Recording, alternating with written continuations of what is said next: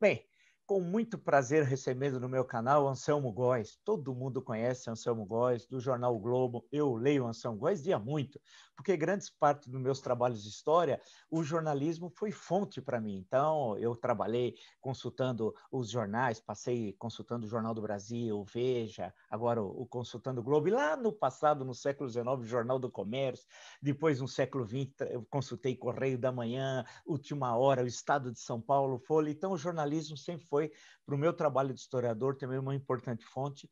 E o Anselmo Góes eu leio, portanto, há décadas. Então, agradeço muito ele ter aceito o meu convite. E a primeira questão, Anselmo, que eu coloco para você é a seguinte: o que é fazer jornalismo, especialmente jornalismo político, em tempos de pandemia e de bolsonarismo? Olha, enfim, primeiro, Marco Antônio, é uma alegria enorme esse nosso reencontro, enfim, né? A gente que já participamos de jornadas juntos aí, então é uma alegria muito grande. E acho que você faz um trabalho muito interessante, porque, enfim, você como historiador, mas ao mesmo tempo muito plugado na realidade atual, enfim, você faz esse casamento com muita felicidade e eu fico muito feliz. Olha, o jornalismo, como todos nós sabemos, está atravessando uma fase de mudança muito rápida, né? A palavra jornalismo vem de jornais, né? Hoje o jornalismo, as plataformas jornalísticas, né, são mais, não é só do papel, tem o jornalismo na internet que cresce de maneira muito consistente. Eu acho que a gente está atravessando um momento que não só o trabalho jornalístico, mas o trabalho de todos nós em nossas áreas está sendo dificuldade, na minha opinião, pela vitória da burrice, entendeu? Quer dizer, eu acho que a gente, em determinado momento, né, nós estamos sendo liderados não só no Brasil, né, mas no Brasil especialmente, por pessoas muito toscas, né? Aí, para mim, não é relevante, Marco, saber se essa pessoa é de esquerda ou é de direita. O relevante é que essa pessoa vive em outro mundo, no mundo que não é o mundo do saber, do conhecimento, né? E o jornalismo está sendo, para cobrir o governo Bolsonaro, é quase que é uma coisa muito difícil, porque eu acho que o Bolsonaro, da sua natureza, é uma pessoa litigante. Eu acho que ele se sente bem com isso, eu acho que ele dorme bem com isso, ele foi um sucesso com isso, quer dizer, na verdade, a história política dele está muito ligada a arranjar uma encrenca por dia, entendeu? Isso o alimenta. E para nós é muito difícil, Marco, porque você, nessa hora, você tem que ficar atento para não jogar uma pedra, entendeu? Para fazer seu trabalho direito, com ética, procurar, de certa forma, apurar direitinho, checar as informações, ouvir o outro lado, enfim, todas essas regras que nos trouxeram até aqui, elas ficam vulneráveis porque ele chama a gente para brigar. Ele quer que a gente vá para a rua trocar porrada com ele. Então, isso dificulta o nosso trabalho e distorce o nosso trabalho, e a gente tem que ficar diariamente se policiando, se vigiando, para não cair na tentação desse jogo, tentar fazer o seu trabalho independente dele, entendeu? É difícil, é muito difícil. Para você que acompanhou, que conhece o Bolsonaro da vida política do Rio de Janeiro, porque para muita gente no Brasil, o Bolsonaro era uma pessoa folclórica que aparecia em alguns programas de televisão, geralmente de humor, falava algumas coisas, todo mundo ria e ninguém levava a sério É a verdade. defesa de tortura, fuzilamento de presidente, defesa de ditaduras, e esse mundo paralelo que ele já tinha construído desde a época que era vereador e depois 28 anos como deputado federal. Mas era uma coisa mais restrita ao Rio, as pessoas não sabiam direito, apesar dele ter nascido em São Paulo, fez toda a carreira política no Rio de Janeiro. Vocês que estão justamente no Rio acompanhavam, sabiam que ela... Foi uma surpresa o Bolsonaro ter se transformado num candidato viável à presidência da República em 2018? Ô, Marco, depende do tempo que a gente situa isso, né? Depende do tempo. Em que momento é surpresa e que momento não é surpresa, né? Eu, por exemplo, eu acompanho o Bolsonaro desde o começo, né? Eu cheguei na Veja logo depois daquele artigo que ele publicou na Veja, criticando os soldos e tal, e naquele momento eu tinha uma relação até próxima com o então ministro do Exército, né, que na época era Ministério do Exército, que era o general Leônidas Pires Gonçalves, que tinha horror do Bolsonaro. Horror. Eu acompanhei ele até os últimos dias de sua vida, ele tinha horror do Bolsonaro. O Bolsonaro, ele foi eleito vereador aqui. Eu me aproximei dele, de certa maneira, como vereador, assim, porque ele gerava, como gera até hoje, muito barulho, né? muita coisa. Ele era uma figura que, na minha opinião, deve-se o seu sucesso como parlamentar a ser um quadro sindicalista. E era mesmo um bom sindicalista, entendeu? No sentido de que ele se preocupava mesmo com a chamada família militar, né? Ele recebia a viúva do sargento tal, que tinha uma causa que não está ganhando soldo porque pediu para reajustar, não conseguiu. Ele fazia isso com muita eficiência, principalmente quando ele foi para Brasília, entendeu? Você sabe muito bem que tem uma parte da bancada parlamentar, estadual, federal, municipal, que vive disso, né? Que vive de representar categorias, né? Isso no meio militar, eu acho que é muito nítido isso em qualquer assembleia, em qualquer lugar. Ele fazia isso muito bem, muito bem. Ele não era levado a sério, nem pelos seus companheiros. Por exemplo, naquela eleição para presidente da Câmara, que o Rodrigo Maia, a primeira, né, do Rodrigo Maia, ele foi candidato, nem o filho dele, Eduardo, que era deputado, votou nele, estava viajando, e teve lá 4 votos, eu acho.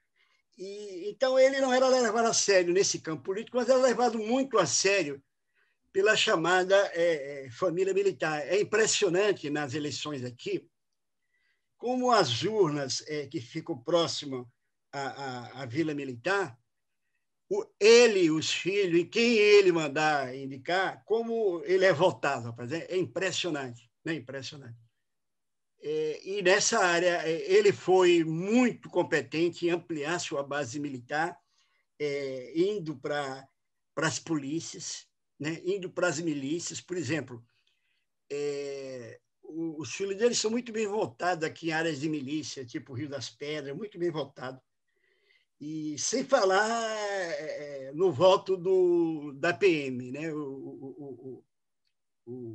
Enfim, nessa área, ele criou uma base grande, Marco, uma base grande, uma coisa grande. Ele sempre foi assim o primeiro, segundo ou terceiro deputado federal mais votado no conjunto de 45 deputados aqui do Rio. Muito, muito. Agora, Esse pessoal fora dessa turma, ele era uma piada, né? Uma piada, pediu o fuzilamento de Fernando Henrique, fazia aquelas bravatas. Algumas pessoas mais do PT, ou dos partidos de esquerda, ficava zangado e levava mais a sério, mas o conjunto do parlamento não levava a sério.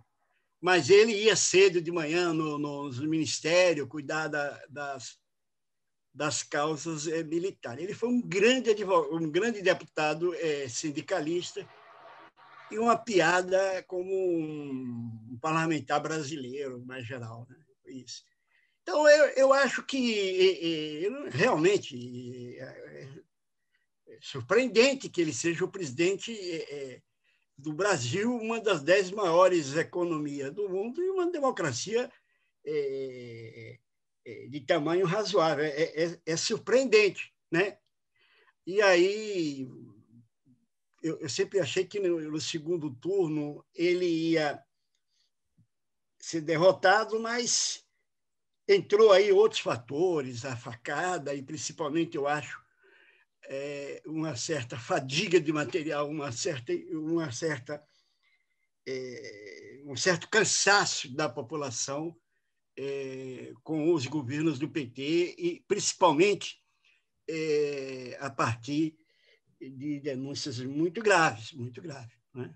Aí eu acho que ele ganhou como o voto contra o Lula, o voto contra o PT. Aí ele cresceu mais, né? E é isso, né? Anselmo, a gente vive uma situação que eu confesso para você, nunca imaginei que nós viveríamos.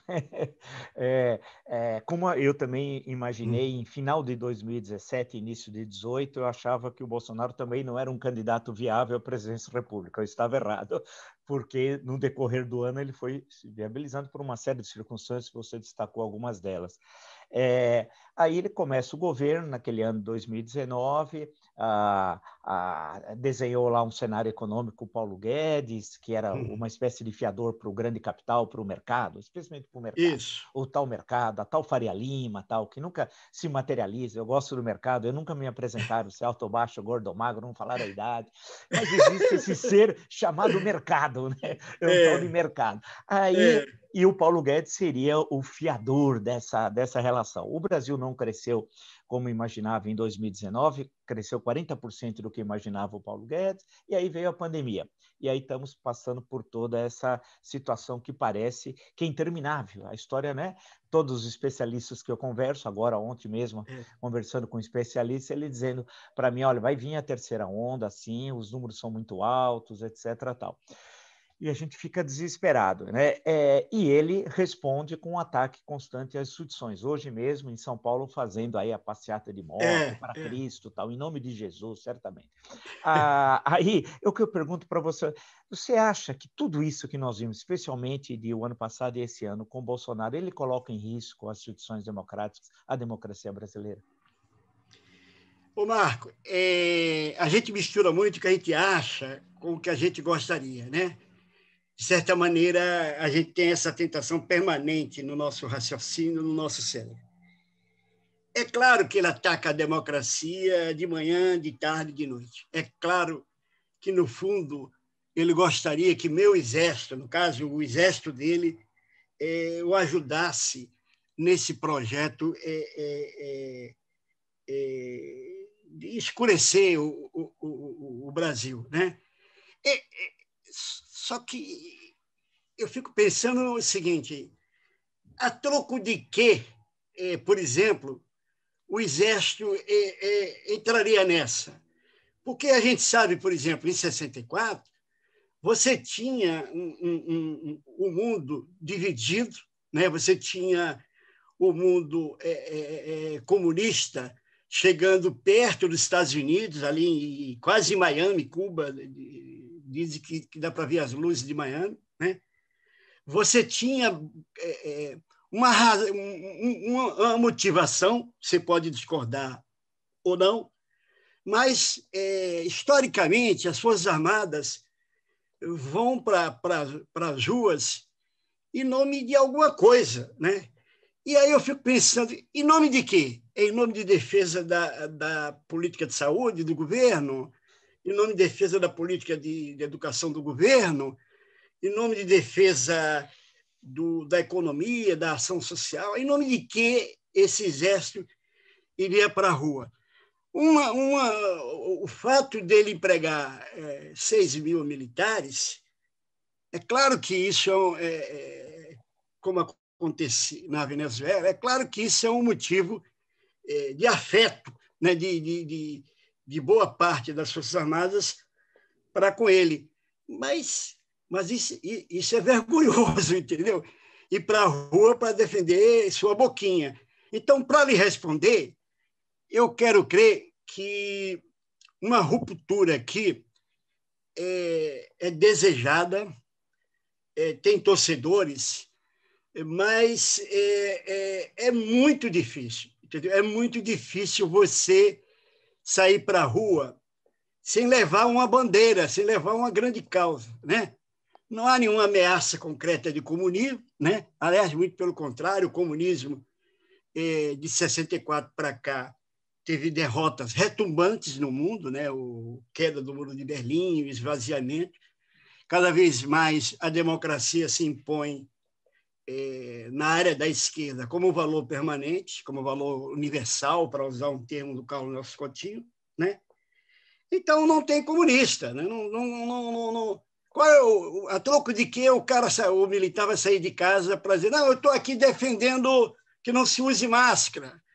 Não, eu estou aqui defendendo um governo que botou na escola tanto, que fez a economia crescer, que acabou com... Né, enfim, em troco de quê? Quer dizer, essa falta de uma motivação mais consistente, eu acho que cria problema, entendeu? Mesmo assim, um empresário ali, que de alguma maneira teme a esquerda, Lula, eu acho que ele terá dificuldade, terá um pouco de vergonha de fazer uma defesa, porque é outra história, né?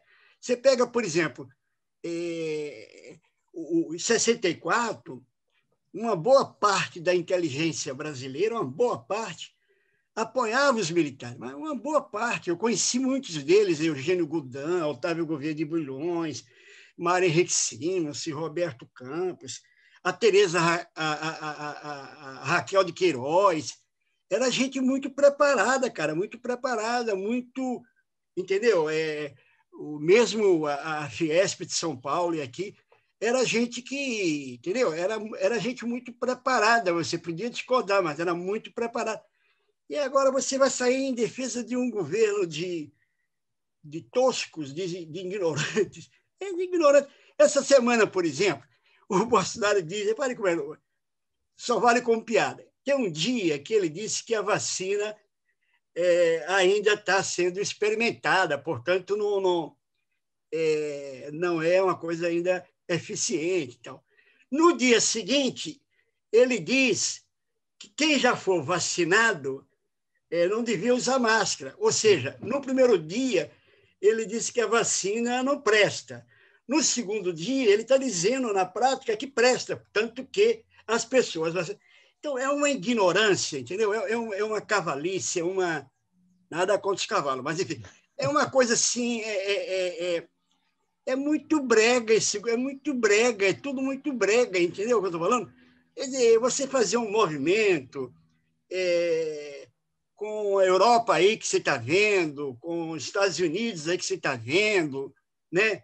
Com cada vez mais as empresas no mundo inteiro, as grandes corporações preocupadas em questões de compliance, em questões de meio ambiente, em questão de incorporação, de diversidade racial, diversidade sexual. Quer dizer, quando você vê esse mundo dessa maneira, crescendo, hoje em dia, você não tem uma empresa grande que não tenha políticas de incorporação de pessoas, de segmentos do comportamento humano, da pele e tal. Então, nesse quadro de cultura, né, não vejo isso. Agora, Marco, eu quero contar uma história que é o seguinte... eu tinha um amigo que também era muito amigo do Hélio Gaspari. O Hélio até, num desses livros que você participou, ajudou, ele dedica a esse amigo dele que já morreu, chamado Ailton Henrique da Costa. Esse Ailton, ele contava para mim uma história que era o seguinte, que em 64, ele dizia assim, não vai ter golpe. Aí um amigo dele dizia, vai ter golpe. Ele disse, não vai ter golpe. Aí o amigo dele disse assim, tá bem, Ailton. Porque o Ailton dizia, não tem clima, não tem clima, não tem clima. Aí o amigo dele disse assim, tá bem, Ailton. Então vamos ter um golpe sem clima.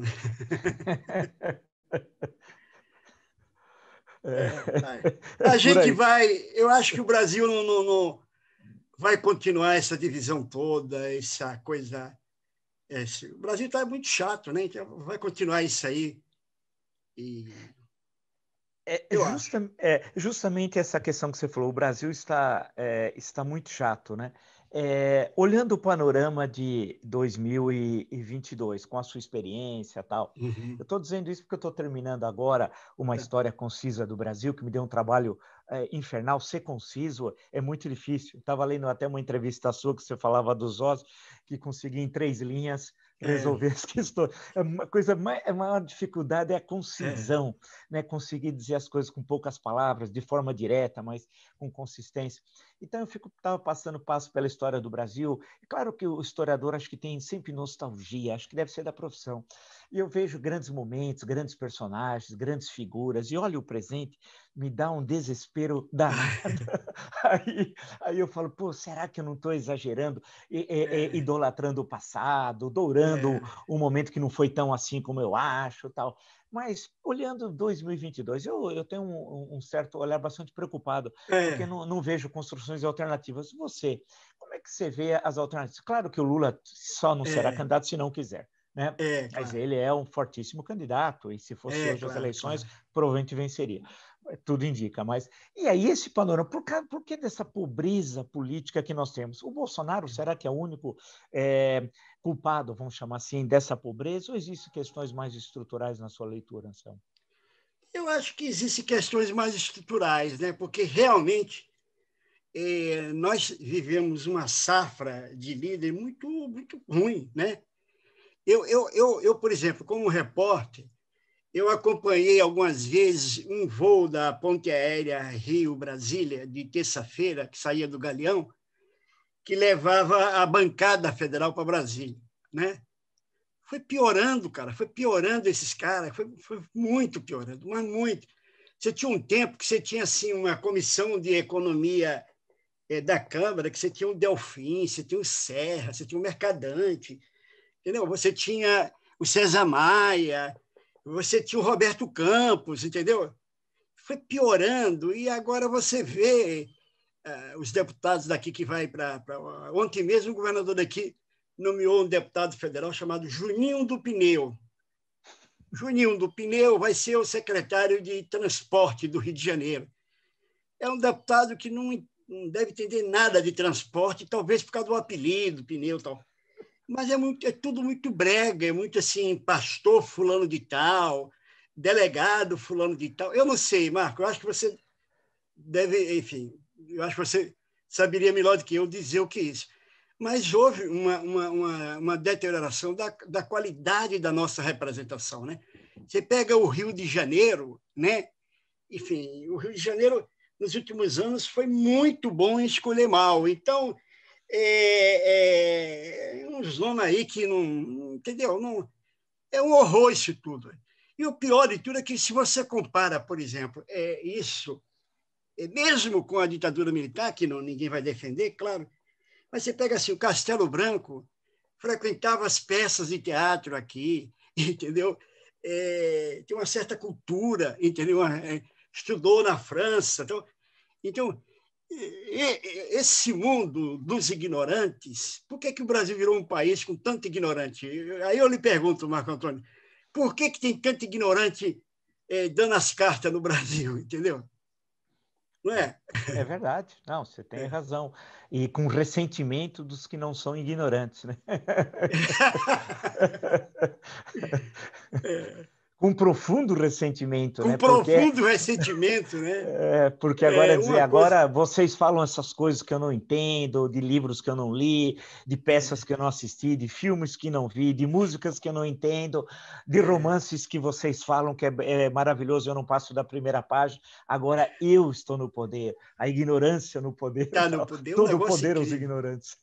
Nessa área da cultura, por exemplo, eu estava vendo assim, a Fundação Palmares está tirando de sua biblioteca alguns.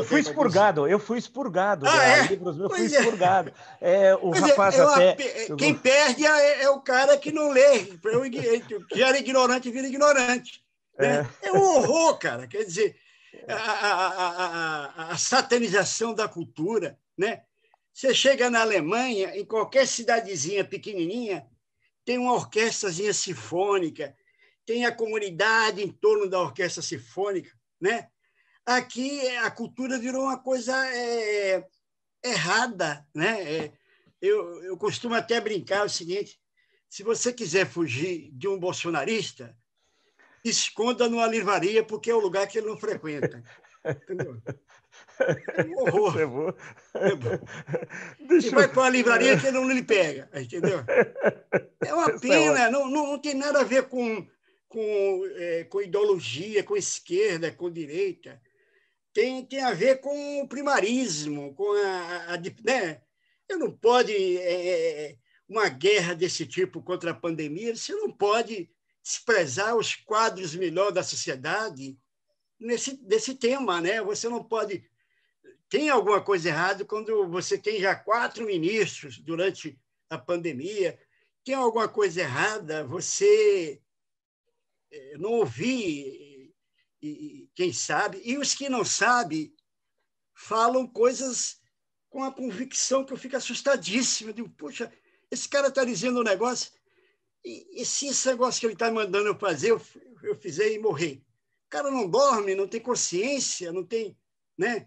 Ele tem competência para dizer isso, ele tem certeza para dizer isso, né? Para sugerir um tratamento que ele.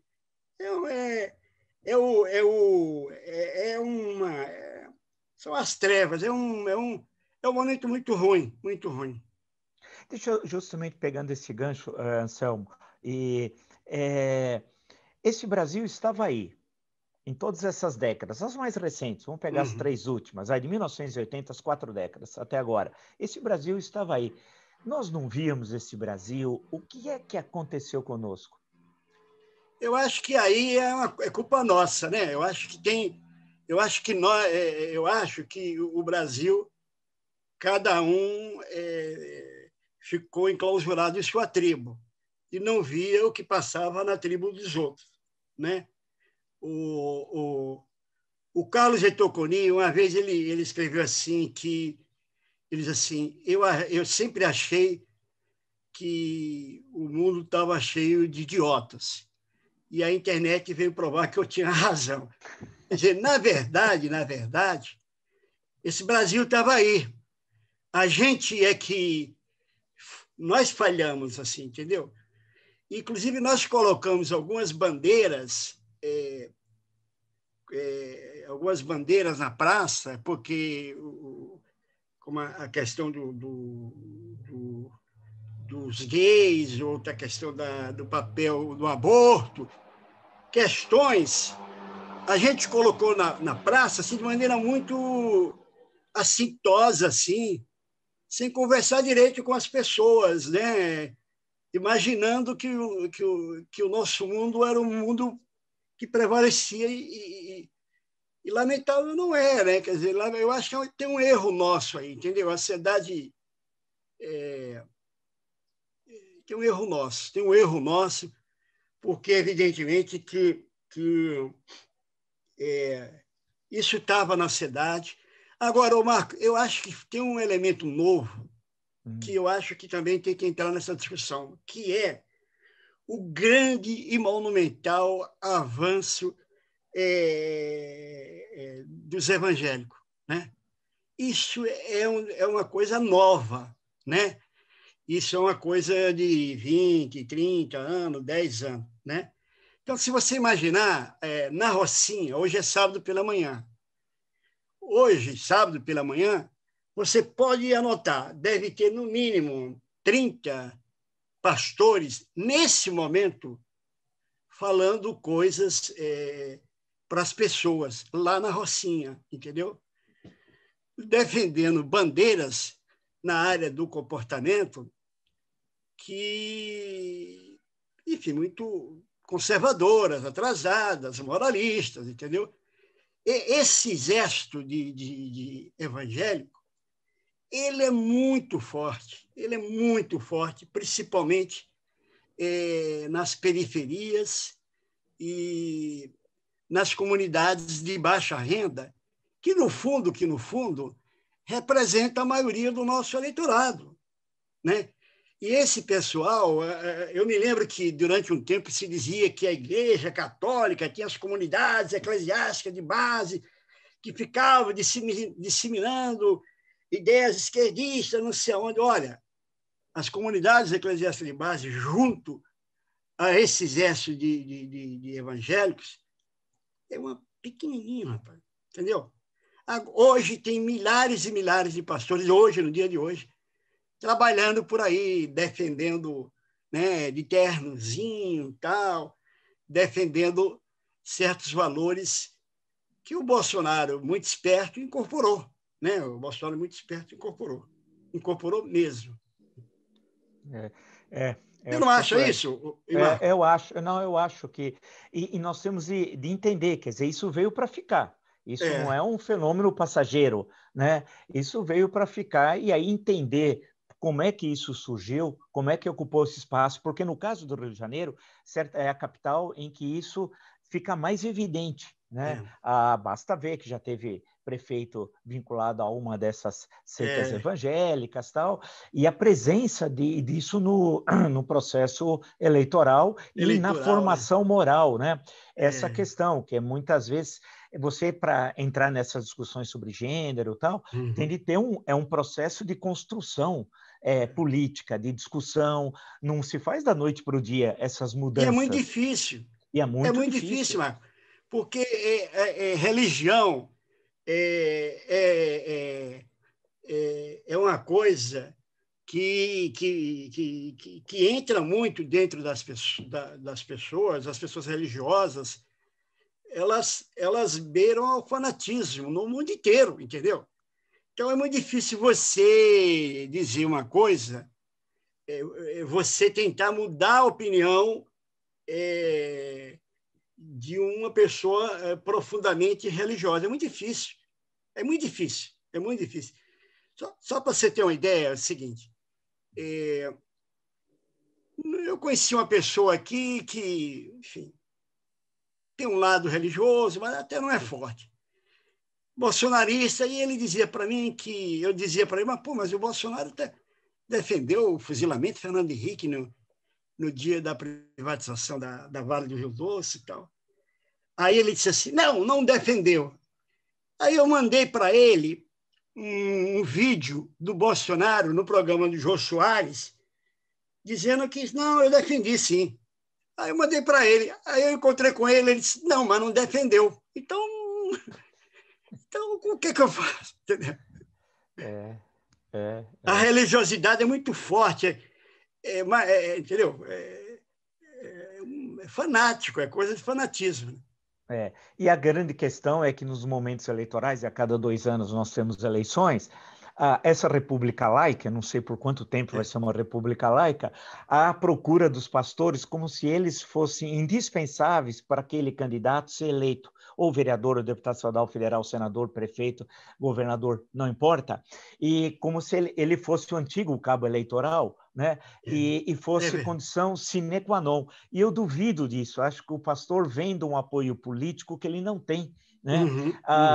Uma coisa é alguém, eu já conversei com alguns evangélicos que está lá ouvindo o pastor falar sobre questões da vida, do cotidiano, da luta contra as drogas, do alcoolismo, que o caminho é sempre esse. outra coisa é falar vote no candidato A ou no candidato B. Né? Essa história de que ele segue necessariamente o que o pastor manda ele votar, na minha leitura e pelo que eu vejo de algumas pesquisas, é absolutamente questionável. Mas isso não parece ser dos candidatos. Sim. Olha, Marco, você tem razão, repare bem. Olha o caso do Crivella, né? O Crivella, ele foi um péssimo prefeito, né? E mesmo sendo, vamos dizer, herdeiro da maior igreja evangélica, que é a Universal, ele é sobrinho na verdade, das duas grandes igrejas. É a Universal, que é o Bispo Macedo, que a mãe dele é irmã do Bispo Macedo, e também ele é sobrinho do pastor R. Soares, que é outra coisa. Ele não conseguiu eleger o filho dele deputado federal aqui, cara. Você imagina o prefeito não conseguir eleger o filho deputado federal tendo 45 vagas. Ele não conseguiu colocar o filho entre os 45 votados. Para prefeito, você olha, embora ele tivesse um pouquinho mais de voto no eleitorado evangélico, o eleitorado evangélico não votou nele, porque eu acho que, para concordar com você, o eleitor evangélico, lá de Bangu, por exemplo, ele sai do culto que o pastor pediu para votar no Crivella, mas ele tropeça no buraco na saída. Ele tem uma pequena padaria que está precisando de um serviço da prefeitura e não sai, entendeu? Então, seria só se ele fosse completamente zumbi, assim, sei lá o que é, entendeu? Mas você tem toda a razão, entendeu? Eu acho que, sei lá, mas todos os políticos fazem essas visitas. E alguns, o que eu acho mais interessante por exemplo, tem tem a Assembleia de Deus, né, que em tese seria uma coisa gigantesca, a Assembleia de Deus de Madureira. Os dirigentes, se você for no arquivo de um jornal, você vai ver ele com todos os políticos de todos os lados, de todos os lados. O Crivella foi ministro da Dilma, né? Foi o Fernando Henrique que deu para a Universal a concessão da Rede Record, né? Que você podia, na época, sei lá, argumentar de que uma religião não pode, sei lá, não sei. Em alguns países não pode ser dono de meio de comunicação desse tipo. Não sei. Então, eles vão para a cama com qualquer um, entendeu? E é interessante isso, como esse processo. Ora, em 2002, o diabo usava barba em 2002. Em 2006, já não usava barba. Já não usava, né? E assim vai, né? E assim vai indo. Olha, eu queria agradecer muito, muito mesmo a você, Anselmo. Eu, como falo, sempre sou o seu leitor, assisti muito de lá para cá, acompanhava todas as questões de história, participei de alguns programas e fui convidado e me senti honrado com o convite de você. Lembro que eu fui lá no Palácio do Catete, Palácio das Laranjeiras, fui vendo tudo aquilo e eu nunca tinha ido, foi a primeira vez que eu tinha visto. Digo para você, porque a gente conhece tudo história, lê, mas ver é outra coisa, né? E então, poxa vida, foi sempre muito legal. Muito obrigado. Agradeço muito e tinha uma série, mas eu acho que você colocou questões que são importantes, porque a ideia do canal, justamente, Anselmo, é qualificar as reflexões sobre o Brasil, sair do que um filósofo chamava de senso comum, a filosofia das massas, sair disso e tentar uma reflexão mais elaborada, e é o que nós fazemos e os convidados sempre fazem, e você colocou questões aí que são bastante importantes. Então, eu queria agradecer muito, muito mesmo. Um grande abraço. É um prazer enorme, enfim, reencontrá-lo e, enfim, e uma pessoa rigorosamente a favor da luz. E, enfim, é um prazer enorme. Obrigado, Anselmo. Então, até a próxima, Anselmo.